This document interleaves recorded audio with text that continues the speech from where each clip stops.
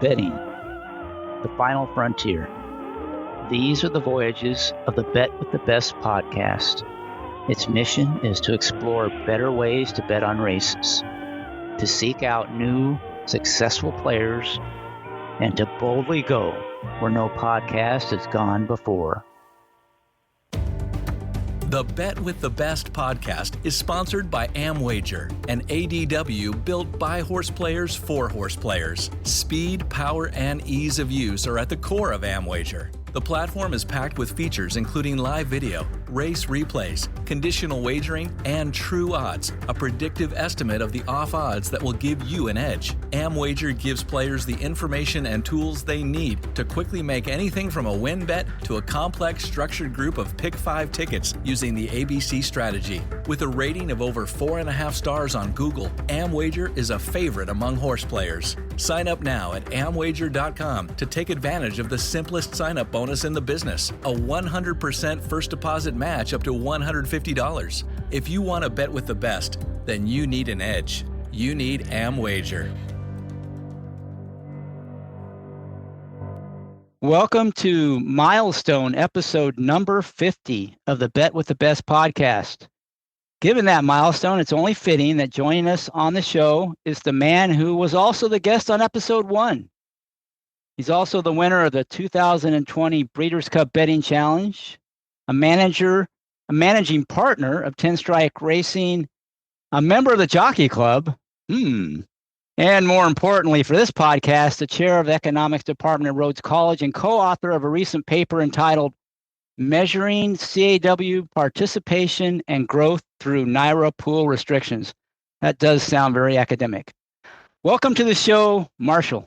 It's great to be here. Excited to talk about computer assisted wagering. It should be a fun and timely topic. And again, hopefully we can dispel some myths and talk about how they work and talk about solutions. And I do think that just this recent change at Del Mar, more people becoming aware of CAWs and their role in our pools, hopefully changes that can be made to make things better for professional players, casual horse players, recreational players, to level the playing field. That's what we're looking for.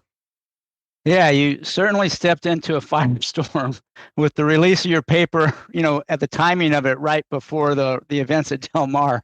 You were a celebrity there for a week or so. Well, the Del Mar thing is really remarkable, and we'll certainly get into that. And I don't know whether it was, I don't know to the extent that Del Mar just got extremely unlucky, that some of these horses won, or maybe the teams are just, more, can really have a better crystal ball than we believe. But when you have horses that drop dramatically in odds, like Nancy Griffith, who went from 18-1 to 16-1 in the last cycle. So that's the last betting cycle. If you watch the video, right, they're 18-1 loading into the gate, and she's one of the top 4. So you see her at 6-1 as they round the first turn. So that's a huge change. 35% of the money bet in the last cycle was on her. Lovesick Blues went from 35-1 to 18-1, took 28% of money in the last cycle. And so those are sort of incredible numbers to see. Back to Nancy Griffith, she only had $10,000 on the win pool on her before the last cycle. In that last cycle, $25,000, the last $69,000 bet in the win pool was on her. And she finished with $35,000 of the $310,000 bet in the win pool. So that's remarkable. She goes from $10,000 to $35,000 in that last cycle. Velocity was another big odds dropper. Went from 8-1 to 3.9-1. Took half the money of the last cycle. So at Del Mar, 15% of the money came in the last cycle on average. And these teams were dramatically able to shift the odds, right? Not all these horses won, but enough of them did that they really alerted the public, right? And so that's what's happened. When people saw these big odds droppers and they saw them win, it created a hysteria. And the one great thing about social media is it has allowed the general public to be heard, and the general public was heard. Del Mar made changes, and the results are that we have more stabilized win pools. But I consider this a victory for social media. I mean, remember back to the days when we had the Pick Six scandal, right? I think everyone who was a horse player recognized that something nefarious is going on, but because there was no outcry and there was no Twitter, right? It took a while for everything to come out. Here, it's pretty quick, right? Within 2 weeks, Del Mar had made changes. Yeah, I remember in the Fix Six scandal, initially it was, oh no, there's nothing nefarious. There's no way anything like that could be nefarious. We have security protocols prevent anything like that from ever happening. It was completely go away, leave us alone. You don't know, you're just making something out of nothing. And then sure enough, there was something very nefarious going on. And so people who remember that are not going to trust anything that they hear. They want to see action, right? Well, what was wild about the Fix Six scandal was the fact that anyone who is a horse player at all realized that this had to be, no one would hit this with multiple tickets. And those guys hit on like a $12, they hit it 6 times. And so it was so clear that something was wrong almost instantly. And, again, it got solved, but those guys ended up stealing a lot of money. And now, again, the difference in, social media, Twitter, whatever it might be, within 2 weeks, we have changes. And I think it brings this discussion back to the forefront, which is important. So I'm glad we're sitting down and talking today. So, there's a shroud of secrecy around these teams for obvious reasons. They want to stay in the shadows, right? They're doing great. And, part of their strategy is to try to stay out of the limelight. But I'd like to try to, as best we can, because neither one of us are part of one of these teams, at least currently, and kind of explain to people what these teams are, how they operate, and a little bit about what computer models are and how they work, because they're not infallible or anything. And you actually have a computer model that you use to wager with. I've worked on some in the past. So let's kind of start just by explaining what a computer model is, and then also how these teams leverage a model like that to kind of savage the pools in the way you described very vividly in terms of what happened at Del Mar recently. So if you can, try to enlighten the listeners a little bit so that they get a better understanding of what's really happening, get past all the emotional and hyperbole, and get to some real understanding of what's going on. Well, let me sort of give the broad overview and then get really into the nuts and bolts.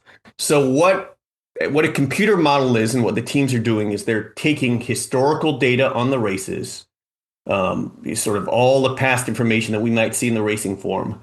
They're also, creating their own variables, their own factors from that historical data. They may have additional data. There's other stuff out there, like there's GPS data that's available that you can buy through Equibase. They probably they have people watching races, creating variables from very simple variables from a trip perspective. They're certainly looking at track biases. So anything that we might involve in our handicapping is being incorporated into a variable that's then fed into that then creates a model for them. From that model, and we'll talk more about the nuts and bolts of the model in just a second, but from that model, they get probabilities. And an important thing that they incorporate into their model, and a key discovery 40 years ago, was that the public is very sharp, right? And so the starting point for any model is the public's odds. So this is why the teams have to move very late. Not only do they react off the public odds to make their bets, but they also incorporate the public odds into their model. So the odds are part of their models. The odds actually significantly improve their models. Typically, a model without incorporating the public odds is not going to win, right? And is less predictive than the public's odds. But when they combine their fundamental models with the public odds, they're able to they're able to increase their predictive power and be profitable. So in part, why they have to wait till the last minute is they incorporate all those public prices into their model, and then they compare their model's outcomes, and their models give them probabilities, and they compare the probabilities from their models to what the public is betting, and then based upon the edge that they have, they make their bets, and they make their bets in all pools, right? They make their bets in the win pool, and then based upon their calculations, the probability of finishing second, third, and fourth, they build exactas, trifectas, superfectas. They'll bet pick three, pick fours, pick fives. They tend to shy away a little bit from the double because it reveals their hand into the next race, right? If you bet the double in this race, it has predictive power for the next race. So they tend not to bet the double as much, right? But they still, in some cases, they still are involved in it. So they use their model to give them probabilities. Those probabilities then they compare it to the win odds and make their bets. And they make their bets at the last possible moment, so they have the most accurate odds that they're betting into. They don't have a special look into the odds, right? So they don't. There's no special betting cycle they have. There's no the special look into the odds. They're just able to do. Their computers are so fast, right? Computing power is so quick now, right? They're able to grab that information. They're able to run their models through, and they're able to make their bets in fractions of a second, right? So part of that is just computing power. So a lot of them have a direct access to the tote, and that's semi-available. Like you could get tote access, and what they do through betting through Elite Turf Club or Velocity with Twin Spires is also semi-accessible to a regular player. A regular player who bets with decent volume is able to get an API which allows them to bet in the back end of their ADW. It's available through, again, any of the ADWs. You don't have to be a registered CAW to do quote unquote computer wagering, have to do some form of computer wagering. So that's the broad overview of what they do and ultimately why they need that last second access. So the next thing I want to talk about is I sort of want to go into a little bit more detail about how their process works and what building a model is.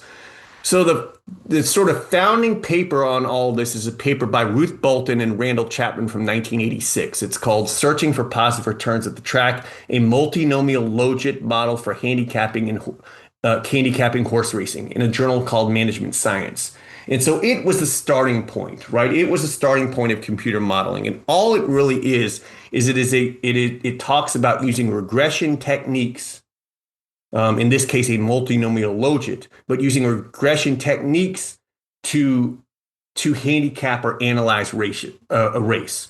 A regression is a statistical method that estimates the relationship between a dependent variable, in this case, it's often win position or finish position, and multiple independent variables. So we take our dependent variable, whether you win or not, or what finish position you get, and then we regress that, quote unquote, regress that on a number of explanatory factors, right? And what the regression gives us, it gives us both direction and magnitude.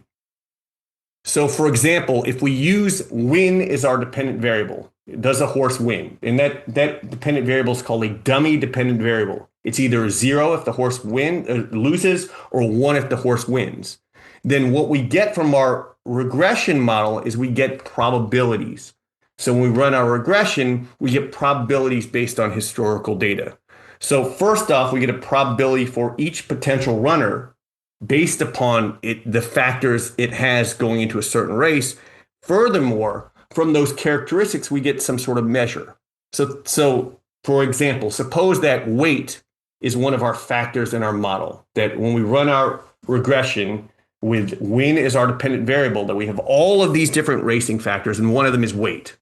And we might find, and I'm just making these numbers up, we might find that each additional pound carried reduces win probability by 0.8%. So let's suppose that's what our coefficient on weight tells us, right? It's negative. It has direction. If a horse carries more weight, right, it has a lower probability of winning, right? And it has magnitude, right? Each additional pound carried reduces the probability of winning by 0.8%, right? And what that coefficient gives us is it gives us the effective weight holding all other factors constant, right? So that's what the regression gives us. Each of these components that we're looking at, each of these factors, right? We can look at these factors holding all other variables constant, right? And so that's profoundly powerful. We can determine whether weight is a significant measure or not. And we can test to see whether that 0.8%, whether that's statistically different from zero. It may not be. It may just be noise, and weight may not matter, or it may have a statistically significant effect. And so therefore, when we're trying to make a prediction, right, for a horse and how it might run, we have information on all of these factors, including the weight that it carries. And the more weight that it carries, the lower its probability of winning, right? But of course, we have other factors involved. And the variables the teams used, the current condition of the horse, past performances, adjustments to past performances based upon strength of competition, based upon post position, situational factors, track bias, current bias, previous bias, pace factors, all of these things that we think about from a handicapping perspective can be thrown into our regression models.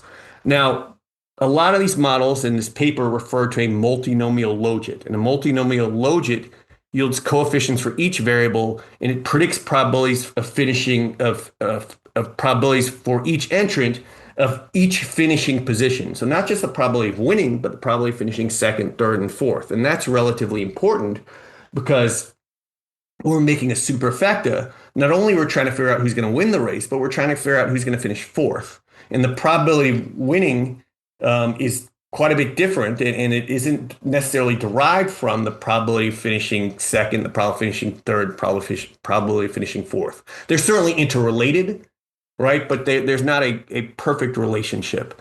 And those are very tricky things to do. It's hard enough to build a model to predict a horse to win. So that's hard enough in and of itself. But coming up with a model to figure out who's going to finish third is a tricky thing in and of itself.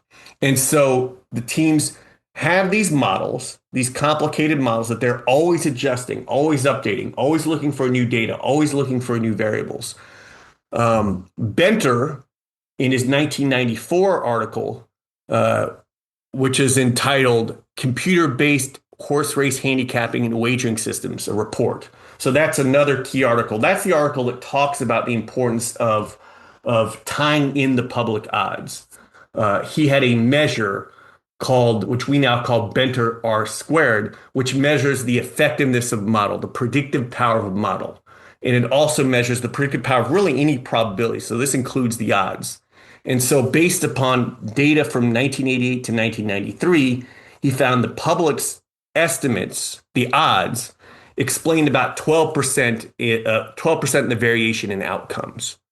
And the fundamental model he had only explained 10% of the variation in outcomes. But when he put those two together, he got to 13.5%. So when he put his fundamental model with the public's estimate, he was able to do better than the public, right? And so that became a key point for building these models. Have to incorporate the public's estimate. Now, not only are the models better, but so was the public. That number of 12.37% for Benter R squared for the explanatory power of the odds, right? That number now for U.S. racing is upwards of 18 to 20%, right? So the public, the odds, the odds in a race, the public themselves are a lot smarter than they were 40 years ago. The game has evolved. Not only is the public smarter, the dub money's left the game. There are more teams, there are more computers. Handicapping's evolved. They're more professionals and semi-professionals. Even casual players know a lot more, right? All the numbers players and all the people just betting on the color of the horse or the names of the horse, they're all doing different things, right? Remember the 1980s were an era before the proliferation of casinos and sports betting and online gambling. So Benter's article talked about tying those two things together, drawing on what Bolton and Chapman did, and that provided the core of how these models worked and how they are built. Benter found that using about 1,000 races total was ideal. Again, I don't know whether those numbers are true or not, but there is a sense that if you go further back in time and start using races from 5 years ago, that they're less predictive and less relevant, right? So building a model, you want to be fairly, you want to be fairly selective about your data set, and then you're doing what's called out of sample prediction, right? In that you're taking the stuff from your historical model, you're feeding in odds, and then you're using that based upon all these coefficients you have, you're plugging in information about the current horse that's running, and you get probabilities that are spit out to you. And then from there, you make your bets. And I know I've been long-winded there, like the professor is apt to be, and talked in a fairly narrow sense about how these models work. But that's pretty much how a model is built. So that I found that really interesting. Some of our listeners will probably love what you just said and understand it. Some may be a little baffled. So I'm gonna try to summarize, and you jump in and help me, because I'm not sure I'll capture all the main points. But these teams, the core around which they play is their computer models, and those are built using massive amounts of data, some of which all those most players who handicap races use, but they also might create some other variables using data they collect on their own, or by processing that data in certain ways. And they build this into a model that accounts for all that, and what comes out of the model typically is the probability of a horse in a race either winning, maybe finishing second, third, or fourth. And they can use that, or maybe even fifth if they're playing the Super I-5.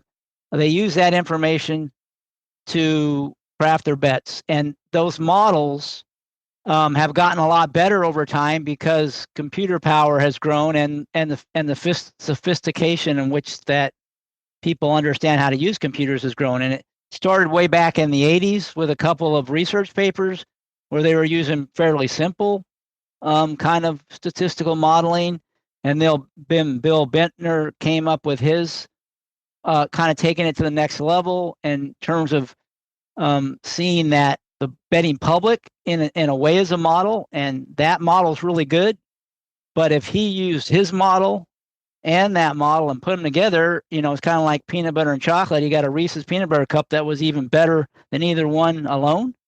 And he was able to make a lot of money with that. And a lot of people, and he wrote that paper, and a lot of other people, the smart people, have been, doing the same thing ever since and getting better at it. But does that kind of summarize how they work? And it's important to understand that models evolve, right? So Benter's model that he was using initially would not work at all today, right? So in his initial model, he found that one of the biggest and most important factors was the number of times a horse had raced, right? So there's a couple great articles that are worth reading. One is The Gambler Who Cracked the Code, the Gambler Who Cracked the Horse Racing Code by Kit Schellel in Bloomberg in 2018. So that's definitely worth the read. That's all about Bill Benter and Alan Woods and their modeling of Hong Kong racing and again, how he became almost a billionaire based upon betting the horse races. So that's definitely worth the read. Another one more recently that I think a lot of people have read is I Used AI to Bet on Horse Racing. Here's What Happened by Oliver Roeder in Financial Times in 2023. So those two articles are definitely worth reading for overviews about how this works. So everything, I think your summary is correct. The one thing is like using these models to bet the win pool, and to predict the winner of a race. That's much easier than betting into exactas, tries, and supers, in that the win pool is, publicly available. We see the win pool, and then they can make their bets. They can size their bets correctly. They can use certain techniques to size their bets and then make their bets at the last minute. And again, that's what we saw at Del Mar really see at all sorts of tracks where the teams are heavily involved in.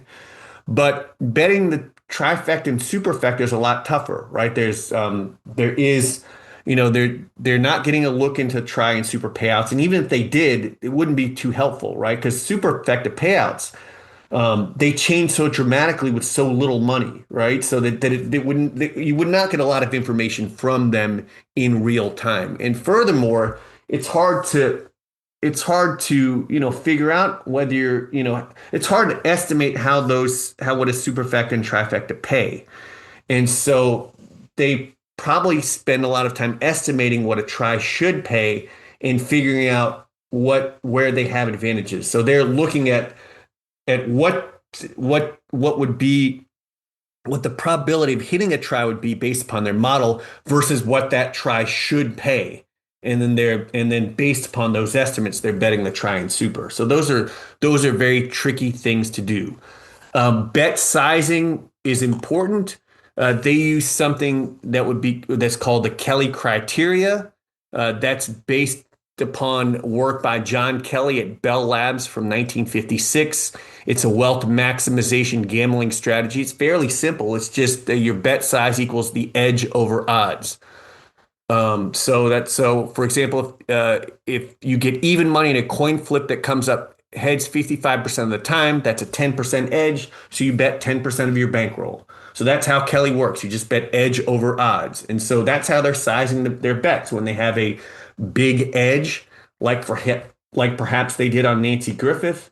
They bet the hell out of Nancy Griffith, right? And they ultimately dropped her odds from 18 to 1 to 6 to 1. And so all of these reasons are why it's very important for them to bet in the last click, right? So they're sizing their bets based upon the odds, and in the win pool where all this information is publicly available, right? They're making those bets and they're shifting the odds. So they want to generate, they want to get optimal tickets. They generate it across all pools based upon their model's probabilities, and then they batch bet, right? And batch betting means that they're uploading, hundreds or thousands of tickets at the last possible moment, right? Then maybe they're uploading a few win bets. They may bet multiple horses to win in a race. Then they're exacta bets, trifecta bets, superfecta bets. And when they are betting the trifecta and superfecta, they're betting individual combinations. So unlike a player who has to go to the window or even keyed in by hand, when you're going to the window, you may have to bet, a ticket that's, 2 by 4 by 2 in your superfecta, right? You may have to caveman it. They're able to bet individual 10-cent denominated or 50-cent denominated trifectas, 10-cent denominated superfectas, individually crafted pick 5, pick 6 wagers that they're able to upload at lightning speed, right? And so one of the advantages that the teams have, obviously the computer technology allows them to quote unquote get this last look, but effectively horse players could follow the board and try to click in at the last minute. But they're also able to upload at lightning fast speeds. And that's something that they have the advantage on. If you did file upload an Excel file through your ADW, you're typically throttled down to 3 bets per second, right? And so the teams are able to get much faster throughput than that. And so that gives them, again, a bigger advantage. And that's why we see all this money come in the last cycle. And that's our best measure of the involvement of the teams. It's hard to tell how big they are, but we can measure at least how much they bet in the last cycle. Before we move to the next topic or sort of take a deeper dive in this, I want to point out sort of a couple of good books to read as well if you're interested in this topic. If you want to sort of build your own computer model, and I think it's a worthy pursuit. And in some ways, I do think that this is an evolution in handicapping. CX Wong's book, Precision, Statistical and Mathematical Methods in Horse Racing from 2011 is worth picking up. I have multiple copies of that book. It's a great resource for building a computer model. The original resource is a set of papers that was put together by Hausch, Low, and Zemba in 1994. I think it's been updated through 2008.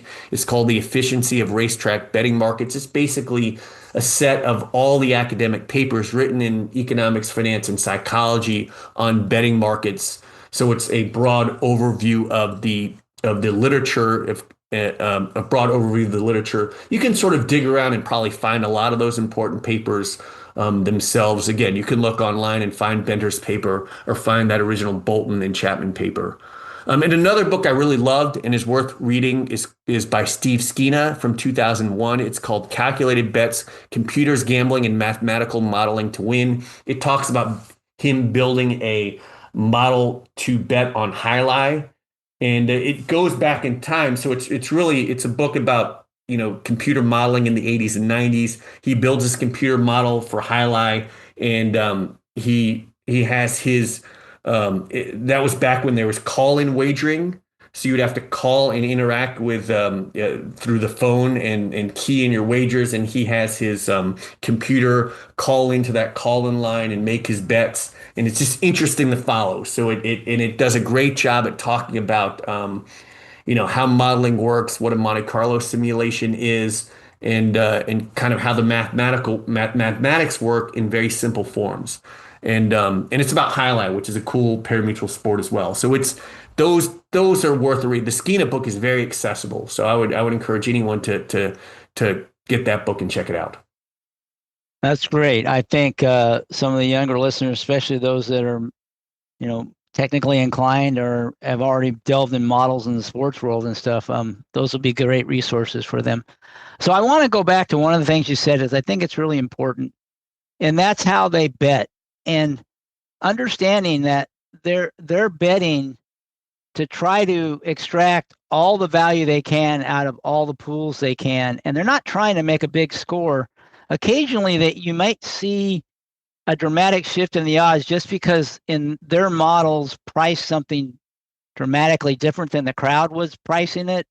So, using that Kelly criterion, it tells them this particular horse is one we're going to slam because the public made a really rare big mistake, right? And so they go crazy on that, and those are the ones we see. But typically they're looking at, well, the public's over valuing this favorite, and it's creating a little value in many other horses in this field, and they may bet half the field or more, and they're going to bet more where they think, where the second and third choice probably take a little bit more because they can bet more without impacting the odds as much.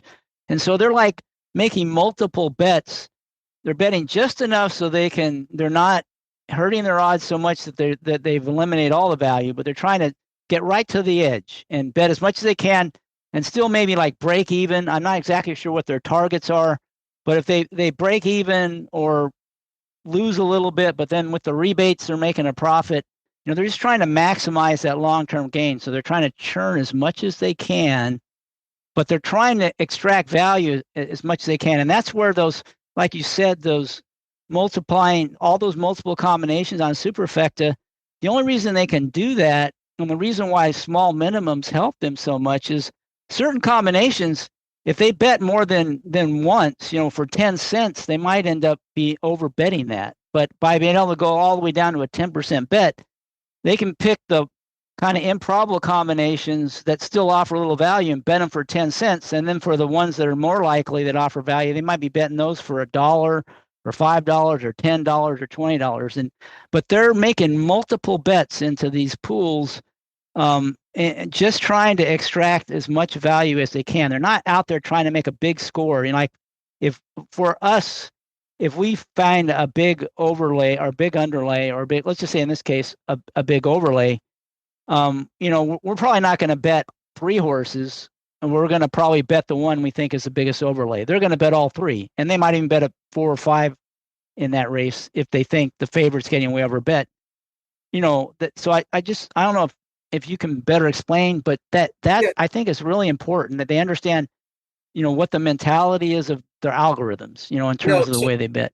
So you're exactly right. They're trying to turn a profit on a race. So you may have a race where, you may have a race where you don't like the favorite, and and want to toss the favorite and figure that's your way to making money at the race, and you may bet a couple horses, you may play an exacta. What they may do instead is they may, spread their money over 5 horses, and they're looking to make a profit on that race. They're looking to grind away at a profit. And I think a couple important things to remember here. One is we're talking about CAWs. We tend to talk about them as one, as if there's this one big team that's out there. And the reality is there are plenty of teams, right? There maybe even up to 20 big teams. Now there are 2 dominant teams, 2 and 17 that people, even the teams themselves, are in awe of. And then there are another 10 to 15 smaller teams. And then there are all sorts of under the radar, not even publicly registered, quote unquote, teams that use, computer assisted techniques to make their wagers. And yeah, they're looking for profitability, and they measure profitability based upon their rebate. Right. So the other thing is that when they think about return, what is my expected return on this particular wager? They think about it in the context of the rebate that they're getting on their bet. And so I think it's also important to understand how rebates work. Right. So the track that is hosting the race, Saratoga and Del Mar running right now. When they export their signal, they charge a fee for their signal. So that's the host fee. Del Mar and Saratoga have pricing power because they're major racetracks, so they can charge a high host fee. Smaller racetracks, harness tracks, dog tracks with very little pricing power charge a very small host fee. So the host fee charged by Saratoga and Del Mar are a lot higher than the host fee charged by Wheeling Greyhound or Louisiana Downs or the Meadows Harness, right? So there's a difference in host fee. Now you bet, and everyone bets either on track at an OTB or through their ADW. And it's probably best easily to explain this through their ADW, since most of us bet through our ADWs, the teams bet through an ADW as well, whether the ADW be Velocity or be Elite Turf Club.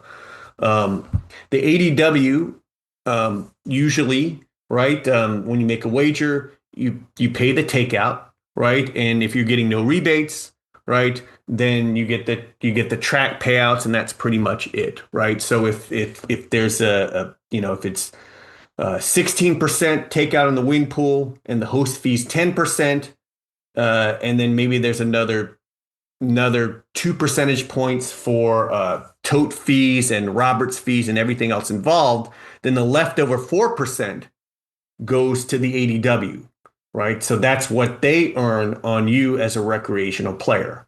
So again, 16%, 10%, 16% takeout, 10% host fee, 2% in additional fees, then 4% left over. That's the ADW's margin, right? And the mathematics are the same for a trifecta, and the trifecta may have a takeout of 24%. So 24% takeout, still 10% host fee, 2% external fees, but now a 12% margin for the ADW. So if you're a recreational player, the ADW may offer you things like bet bonuses or cashback bonuses or some promotions that they use that they pay for through that margin that they get. But if you're a professional player, if you're a high volume player, they may offer you rebates to incent you to bet more. So of that 4% margin that they get on win wagers, or that 14% margin that they get on trifecta, superfecta, they may reduce that, right?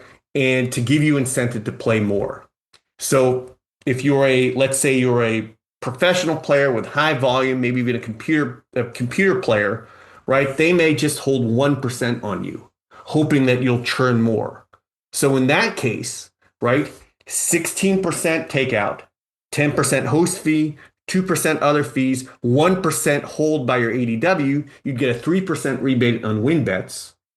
And then on your trifecta superfecta, 24% takeout, 10% host fee, 2% other fees, 1% hold by your ADW, right? That's an 11% rebate. So the teams incorporate that into their calculations. So for them, their effective takeout on either of those wagers is 13%, right? And it's 13%, and that is a high number because we're talking about Naira and we're talking about Del Mar. For smaller tracks like Louisiana Downs or a dog track or harness track, their host fee might only be 4%, right? So the teams might get up to a 10% rebate on win bets and maybe even a 20% rebate on trifectas and superfectas. So when they're making their calculations, right, they're thinking about that in terms of their effective takeout. When I play Naira, maybe I have an effective 12% takeout, right? And that 12% takeout is constant across all wagers. A regular player pays 16% in the win pool for Naira, 24% in the trifecta. A professional player with rebates might pay 12% across all pools. And so when they make their bets, right, they're willing to quote unquote lose money the way that we would think about it, because we would lose if we don't make our full, if we don't make over $2 back long term from a $2 wager, right?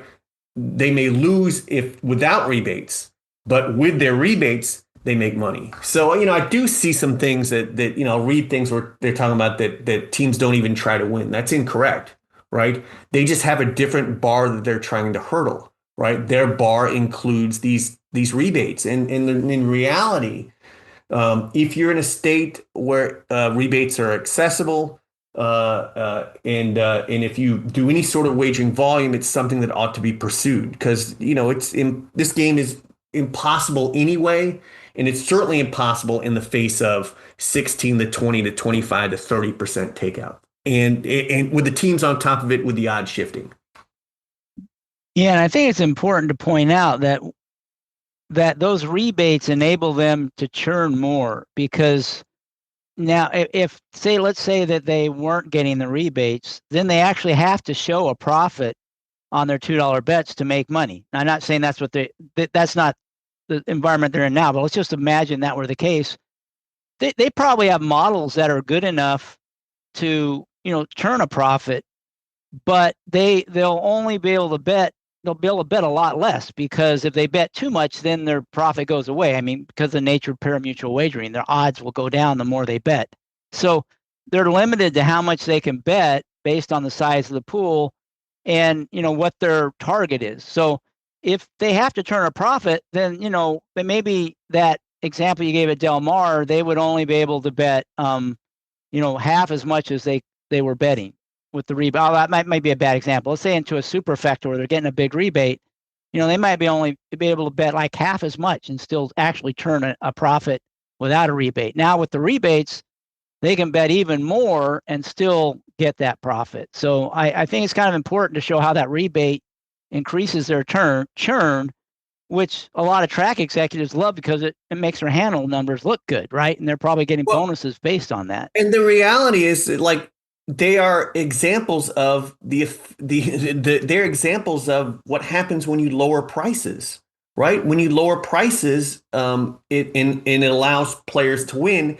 They increase the amount they bet substantially, right? And so it's not that they're not winning. They're able to win at a lower price point. They would certainly be winning. Plenty of them would be winning without any sort of rebates at all. But they would just there'd be a lot fewer races they would bet. And there are probably players out there who are winning players without rebate. But my guess is, to do so, you may only find a good bet once a week, once every other week. But as we lower prices, right, as we lower takeout, it allows more players to be winning players. And if you become a winning player, you increase the amount you bet substantially. So this is the effect. This really shows the effect of, if you lower prices, if you lower takeout, people will bet more. And it's the teams that are doing it, because the teams have this negotiating power when they're just 24 of them, and they can guarantee a certain amount that they're going to bet. Then they can, they show their price sensitivity, and it's easy for them to negotiate with track executives. And track executives know the handle increase they'll get. but track executives are unwilling to make the leap of faith that if we lower the takeout for the public, that they're going to bet more. So it's easy for them to do for the teams. They quickly get the increase in handle, right? And likely the increase in the amount that they hold as well. But with the general public, they're much more reticent. They don't know that they're going to get it. And if we think about this in terms of the way things are priced, right? If we went back in time 60 years ago, everyone paid the same price. Well, now everyone pays a different price, right? If you're a recreational player if you play on track, or if you're in California, you're paying full takeout. But there are plenty of players who are out there who are in rebates. I earn good rebates because I'm in a good state. I'm in the state of Tennessee, right? There's no racetrack in Tennessee. There's no source market fee, right? So if you live near a racetrack, you may have to pay a source market fee. There's certain states where the states take a source market fee. And so I get about the best rebate I can without being a computer team.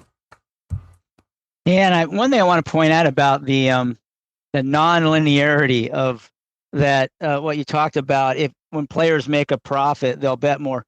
There's it's not linear. There's a big difference between losing 1% and winning 1%. If you're losing 1%, the more you bet, the more you lose. If you're winning 1%, the more you bet, the more you win. So, it's clear that you could have a massive jump in, player volume if they just cross that line between losing and winning. And it's a big line. It's almost a cliff. If we could get more players above that line through lower costs, then you're right. You would just imagine the handle could take off just the same way that it has with the teams. Like you said, these track executives are getting in writing guarantees of increased, handle if they lower price for those. They can't sign a contract like that with every single player. And that's why we're getting different behavior from them towards the teams versus towards individuals. But, it's a non-linear, it's a huge difference to be making a little bit versus losing a little bit. Or even as you get close to that border, it's a big difference. I don't know if I make any sense to you. No. I mean, that's exactly right. And what's the other important thing is it doesn't, the argument against takeout reduction will be that the public doesn't know what the takeout is, but implicitly they do, right? Because they see it eat at them as they churn away over the course of a month or a year or whenever. And this is obvious. This can be seen through the takeout rates on slot machines, right? People who price slot machines, they don't, they implicitly know what's too high, and some can't even verbalize it, but they know that players respond to higher takeout, even as uneducated slot players are. You reach a certain point where they know the machines aren't paying them out, and therefore they walk away. And so that's why slot machines, have takeout rates, less than 10%, and the higher denomination ones, approach, 1% takeout, pay 99 cents on the dollar, right? And so they understand churn. In our game, we understand churn from the professionals and the teams, but from the general public, we treat them as smokers, right? That they're not going to be around, let's extract our money while we can. And let's hope that they enjoy the pageantry of racing and don't mind losing. Yeah, well, but there's a big difference. And I just intuitively, I don't think it's that hard to grasp. And let's just say you've got the average person who has no idea what takeout is. And they've got, $100 a week to bet on the races. And that's kind of what they have available, they set aside. As the prices are higher, they're going to run out. Might run out of money on the first, on day one or in the middle of the week or whatever, but they're going to run out of money sooner, and they're not going to have any money left to bet for the rest of the week. Where if you lower the price, they might actually continue betting all week long.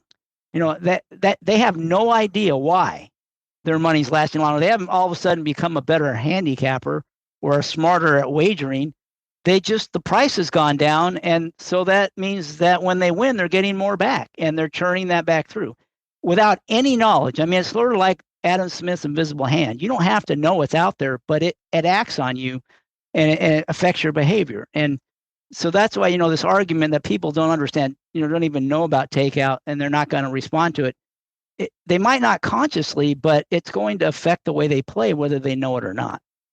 Yeah, no, it's all at the margin. And so, I totally agree with that. And look, the other part is we return more money to players. They get more invested in the game. They want to learn more about the game. They become bigger fans of the game, right? And so, if we can get more players that are closer to winning or lose less, right, they get more involved, become bigger fans. And that all helps the sport, helps grow our sport. And so, one of the simplest solutions to this is to reduce the pricing difference. Now, the two huge problems that exist. The biggest problems that the team creates is that they make prices unstable.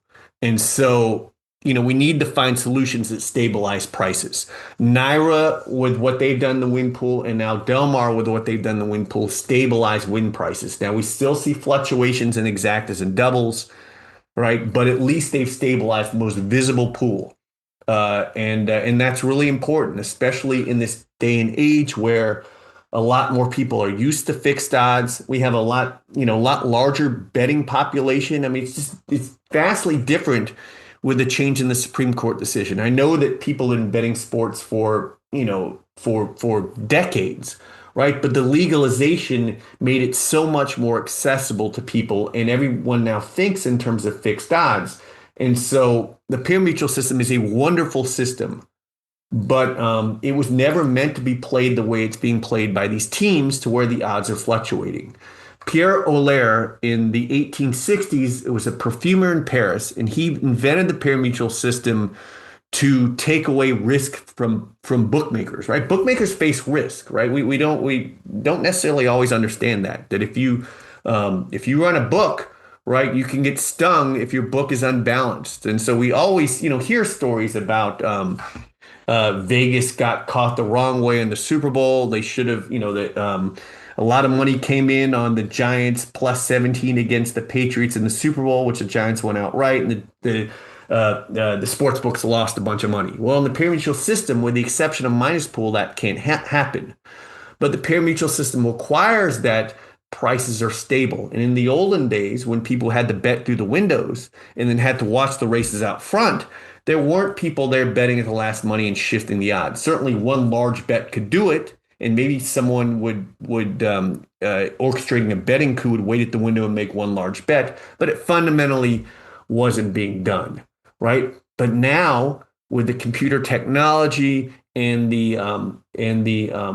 ADW, right, off-track wager, online wagering, internet wagering, we have the prices moving, and as prices move later and later, right, even semi-professional and weekend warriors and professional players, they wait longer, right? I find myself now at tracks that aren't Naira and aren't Del Mar. Now I wait till the last possible moment because I just want to make sure I get the odds I think I'm going to get, right? And so that results in this unraveling of prices. And on average, 20% of 20 to 25% of all money comes in the last cycle. Actually, the last time I looked at the numbers, 27% of all money in the win pool comes in the last cycle. And in the exotics, it's even worse. In the exacta pool, it's 35% in the last cycle.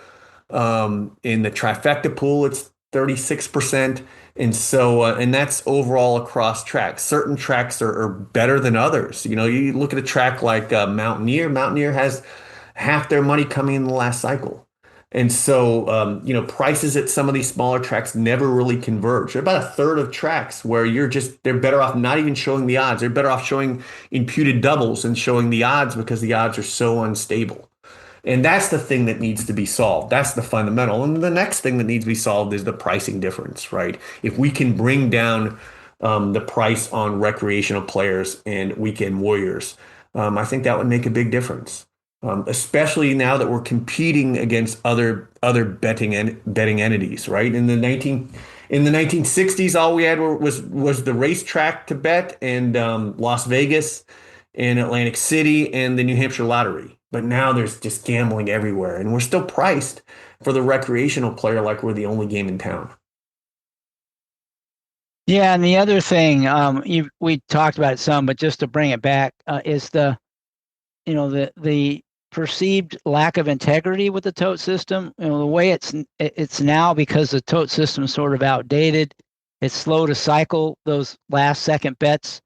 It's not unusual to see pretty dramatic odd shifts during the race, which right away, given people who remember the Fix Six scandal and other scandals, and other past posting incidents that have genuinely occurred. Just talk to Mike Maloney about those.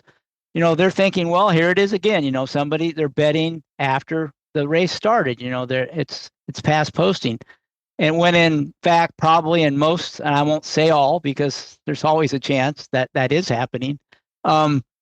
It's probably just the fact that all this money's coming in late. The tote system isn't very fast, and it just doesn't get processed until after the race has been on. That perceived lack of integrity, along with all the other things you said in terms of increased competition and the high price.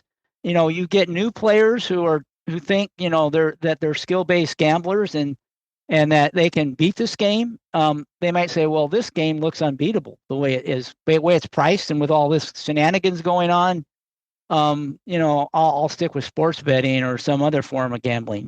That's a big issue, I think, in trying to attract the new players, the kinds that would be, lifetime players and might actually, bet significant sums through, their career as a player. Yeah, no, I mean, I think of it as akin to sitting at a poker table with a bunch of professionals, and they're getting huge kickbacks on their bets, and there's like a complete, they're getting to see cards longer as well. So there's a lot of asymmetry that exists between the teams and the recreational players, and I think that.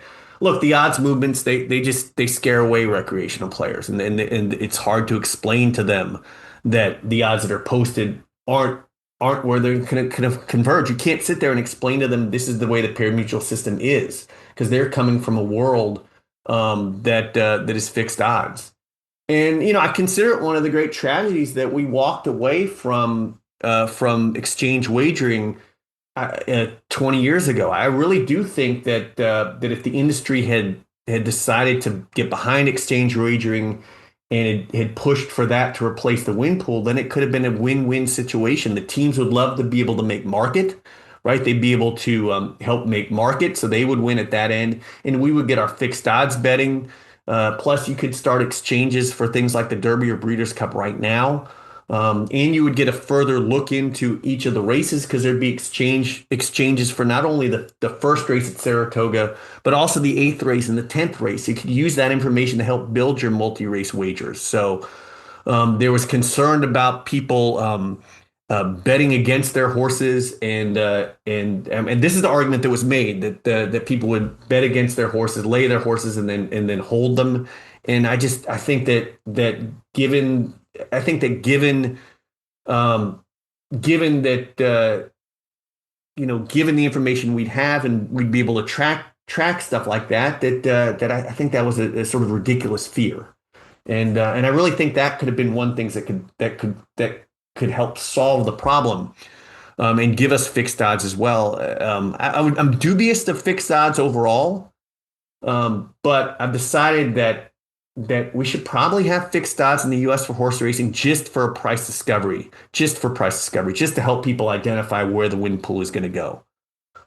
Yeah, I was just going to bring that up. Is there were two things I want to follow up. I'll talk about the one before I get on the price discovery. The one thing that I want to mention about what amplifies the impact of the teams, and again, getting to this, making this game seem unbeatable to new players, is in the past, a long time ago, before there was any simulcasting, there wasn't any internet, there was no online wagering, it was a local game. It was you against other people at the track. That was your competition, and if you were one of the sharper players at the track, you had a chance to win, right? It was a local game. Now, even if you're playing Louisiana Downs, the teams are playing that. Anybody in the world, all the sharpest players in the world are attacking those same pools as you. You might be one of the sharpest players at Louisiana Downs, but you may be nowhere nearly as sharp as some of the sharpest players in the world.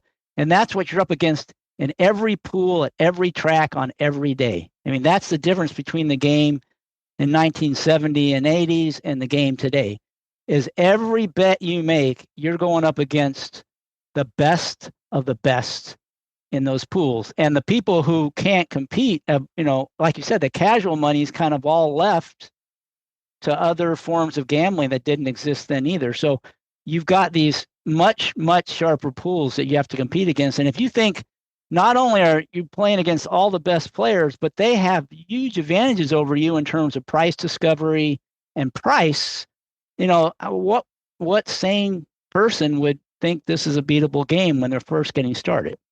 Does that make sense? Yeah, well, and the big thing when they're first getting started is it's just it's simple. You go to the track, you see the price moves, you think you're getting 4-1, you get 8-5, and I think that's immediately distasteful, right? So there's no, that's the fact that the fact that the teams are out there, or all the other factors you say are eventually learned, but just that first experience of going to the track and seeing the odds just move all over the place, right? Especially you go to, if you would, you go to the first 2 weekends at Del Mar, and it's huge crowds and an incredibly fun experience.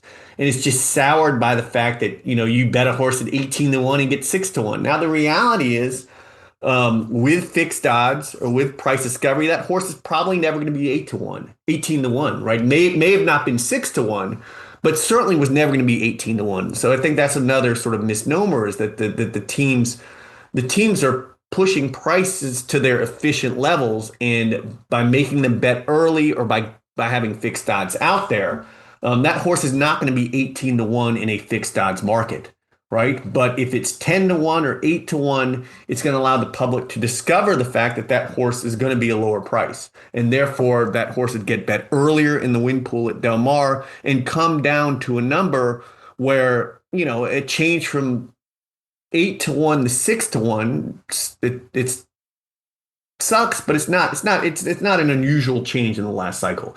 18-1 to 6-1 is.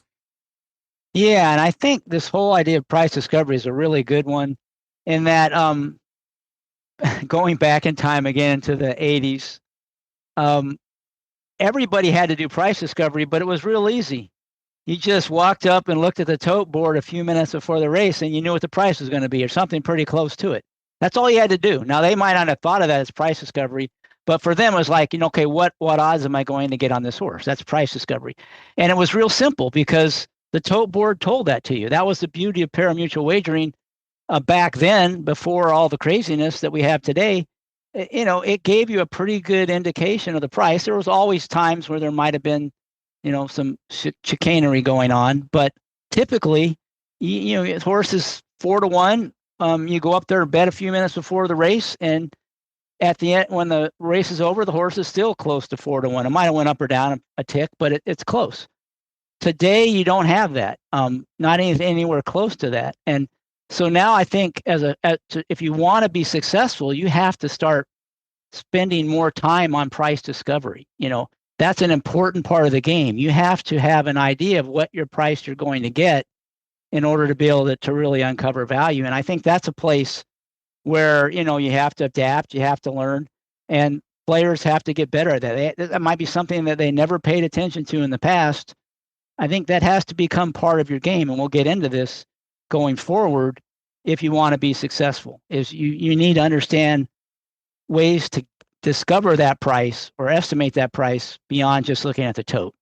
Well, the reason, one of the reasons from an academic standpoint that I was able to sort of justify studying horse racing was the fact that these betting markets act as financial markets, act as asset markets, right? Where you're buying a state contingent claim where we have an outcome. So, in many ways, the pari-mutuel market is a wonderful thing to watch, right? Because the public collectively establishes prices, and they do a great job at it. But they do a great job at it, but they collectively establish prices, and then we have an outcome. So unlike buying into the stock market, where your returns are based upon when you buy in and when you sell out, for a race, right, we come together, we establish the price, the race goes off, we have an outcome, you win or lose. And in the long run, right, a horse at 6-1, right, takeout adjusted wins 1/7 of the time, right? And so it's amazing to watch these markets in action. But what is different now is the price fluctuations are such that if you buy an asset, you don't know what price you're getting. So it's like going to buy a house or going to buy a stock and not knowing ultimately what price you're going to pay. Right? It's like you go buy a house and like you think you're going to pay 250, but you end up paying 325 or you end up paying 175, right? You just don't know what happens. And so that's the problem. If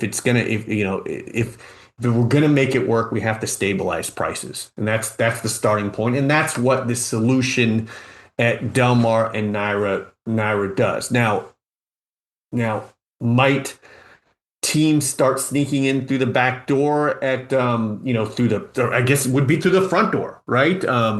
At these tracks, it's easy enough to, pay someone to key in bets in the last second at those tracks. I would suppose that could happen.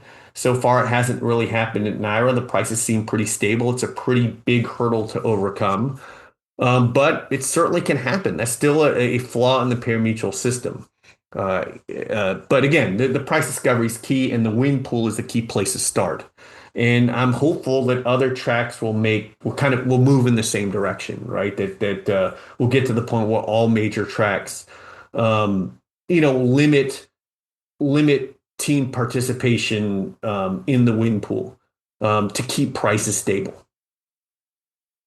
Yeah, and that before we get into that, which is I want to cover is what can be done to try to better manage this so that it doesn't continue to spiral, because maybe talk a little bit about what the impacts are. I mean, if we look at handle in the US, it's hard to not come away thinking this is not telling a good story. I mean, overall handle, if you inflation adjusted, has just been cratering for quite a while.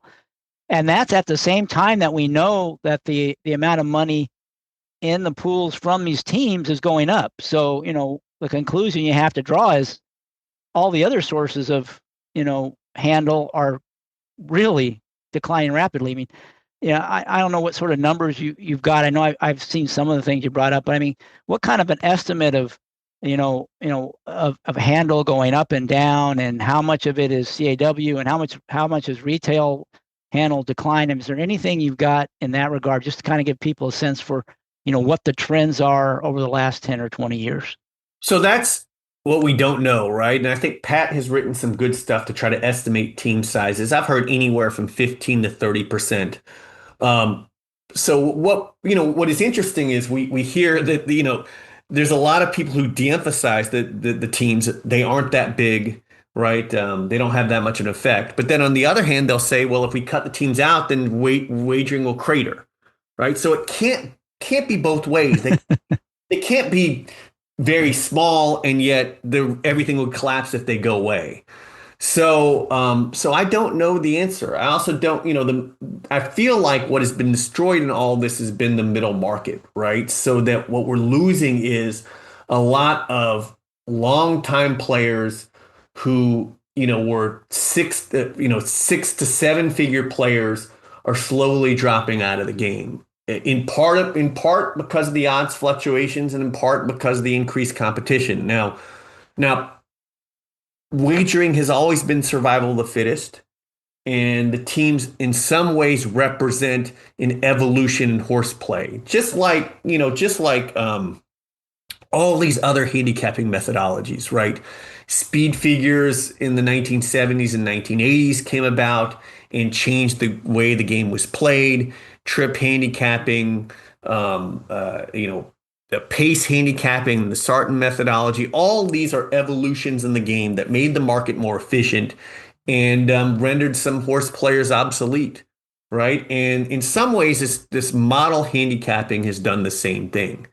But what's different about this is the effect on prices and the dramatic price effect on prices, right? So the fact that they are basically altering the payouts in a visual sense. What we see, what we think we're going to get exact in the win pool versus what we actually get. And then, of course, the price difference that they pay, right? That they pay dramatically less to make a wager than a typical player. So those are two things that make it unique from other evolutionary processes that have made this market more efficient. And then on top of this, as we sort of we're losing part of our middle market, we've lost almost all of our casual market. And the casual market was never necessarily going to stay. These were the people who bet horses because that was the only option for them to bet. And I'll give you an example that's local to me. Memphis, across the river, we used to have Southland Greyhound. Before casino gambling, Southland Greyhound was huge. It used to be impossible to get a seat at the dog track. In the 1980s, they would handle $1 million a card. That's $1 million a card for a dog track. It's amazing to think about that. All that money on track. Well, Tunica opened casinos in the early 1990s, and instantly their handle fell by 50%, right? And so all those people who would go bet the dogs, who were betting them like they were slot machines, right, went away to the real slot machines in Tunica. And, 30 years later, dog racing has almost disappeared, right? We have 2 dog tracks left, and dog racing has almost disappeared. And so, those casual players who didn't necessarily love the horses or the sport, they're long gone, right? They're playing the lottery or casinos or whatever they might be playing. And then we're losing this middle market. And then the people who are getting in the racing, who are drawn in by the excitement of the sport, they're seeing these odds fluctuations and they're chased off as well. And so it's hard to know because all we get is handle data. We don't have any information on who the bettors are, how big the teams are, what parts of the market we are losing. And it seems like we focus a lot on new players, getting new people to the racetrack, and we focus a lot less on retaining the middle of our market and turning the $50,000 a year player into $250,000 a year player, or the $250,000 a year player into $1 million player. And the starting point for all that is takeout, right, and giving them a better betting experience, and that involves limitations on the teams. Yeah, I mean, get back to my point I made earlier to kind of echo what you're saying. You had a whole bunch of players who were, pretty, they weren't just the casual play the numbers. They're trying to make it a skill-based game. And they were all having different levels of success, but a lot of them were probably treading water, or at least doing well enough where they had good days and bad days, and they kind of felt like they could beat the game, maybe even some of them long term, but on occasion. And with this, the influx of the team and the success they've had, now those guys are getting killed, right? And so they're not going to stick around forever. Some of them might, just because they've been doing it all their life, but most of them are at a minimum are going to reduce the amount they play or try to get sharper and be more selective. But all that's gets reflected in these decreasing handle numbers. And the very upper end of that market, the kind of guys that we have and gals that we've had on the show, the Bet with the Best show, those guys are really getting hurt. And it's kind of like, I mean, I did some research projects in modeling ecosystems, and wagering is kind of an ecosystem. And one of the things we would model is if you had this new alpha predator would enter the ecosystem, and had no natural enemy, and it was dominant over all the other predators in the ecosystem, and you would watch what would happen. That you model it with differential equations and stuff, and you'd see that the who used to be the alpha predators, they would go away really fast because they would get eaten up by the new alpha, and the lower level that they'd feed on are all getting there's a lot less of that because the new alpha's coming and taking all those. And you would see that the low level people would lag the middle, but they would all go away because they get gobbled up by the alphas.